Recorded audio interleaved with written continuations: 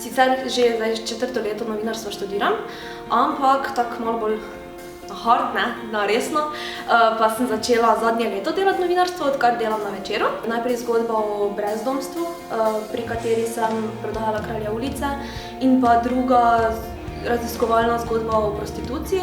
Rekla bi, da sem doživljala neke določene pritiske. Nekdo želi, da se tvoja zgodba umakne, želi, da umakneš ti del svojega dela, in v tem trenutku se mi zdi zelo, zelo pomembno, da dobiš neko podporo iz medija. Če greš v nekaj, idi do konca.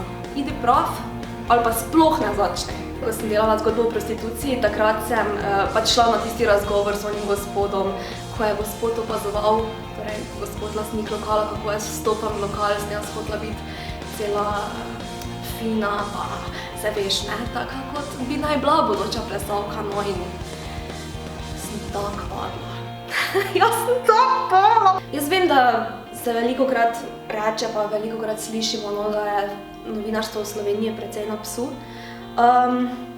Ampak imam zelo dobre napovedi za novinarstvo v Sloveniji in zelo želim, da se uresničijo, ker nagrada mi pomeni ogromno. Je neka potrditev, da delam v redu, da delam dobro, čeprav se zavedam, da so pri 22 letih še prostori in luft za izboljšave.